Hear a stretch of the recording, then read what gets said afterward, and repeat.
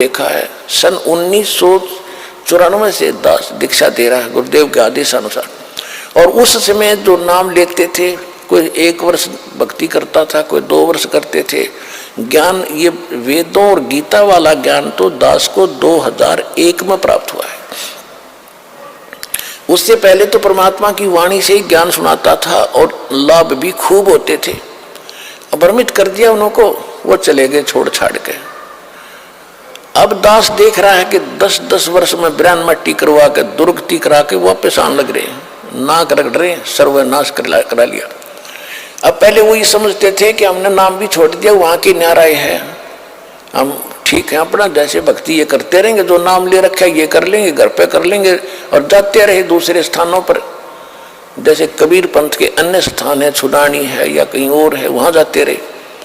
उनकी फिर वो जो बैटरी थी वह डिस्चार्ज होनी थी, जो यहाँ भक्ति करी 1-2 साल, और फिर उनके वो भूत लगे नाचने। अब दोबारा आकर नाक रगड़ रहे यहाँ पर दुर्गति करवा करा के। दास को तो पहले पता था कि और ठिकाना नहीं धरती पे, ये कहीं भटक लियो, रो पीट के आना पड़ेगा यहाँ पे, और नहीं तो खत्म हो जाएंगे फिर ये, और कोई बचाने वाला नहीं पृथ्वी पे।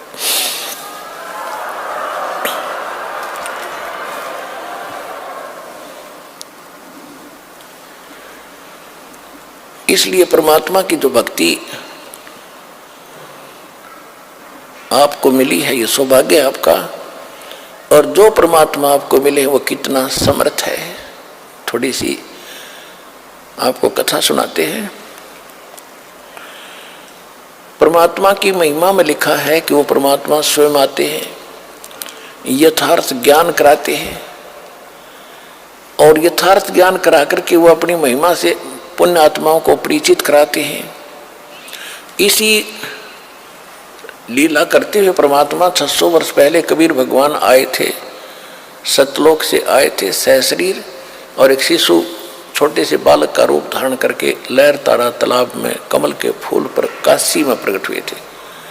वहां से नीरू नीमा नाम के दुल्हा धानक उठा ले गए थे।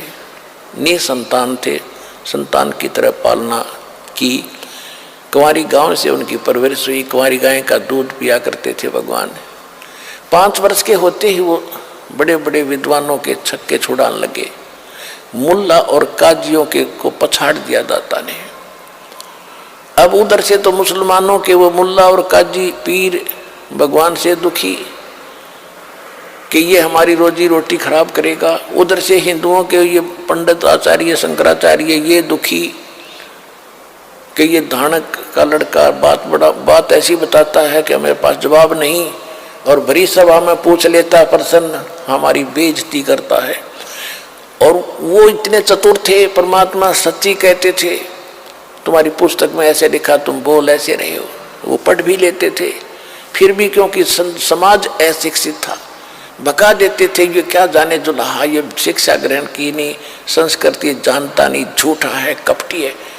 केवल ये था कि तुम्हारी रोजी रोटी बने रहे और बेइज्जती ना हो। अब परमात्मा दोनों धर्मों को समझाया करते थे। कहीं भी खड़े हो करके अपनी अमृतवाणी सुनाया करते थे।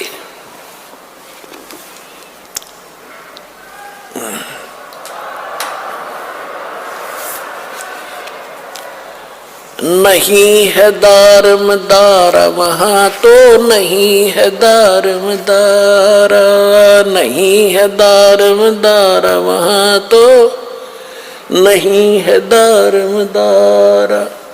कबीर साहब कहा करते कि तुम यहाँ दावा बांधे बैठे हो। कोई कहते हिंदू अच्छे हैं, कोई कहते मुसलमान अच्छे हैं, कोई कहते हमारा ज्ञान अच्छा है, हम महंत हैं, हम फलान हैं, हम काजी, हम मुल्ला हैं।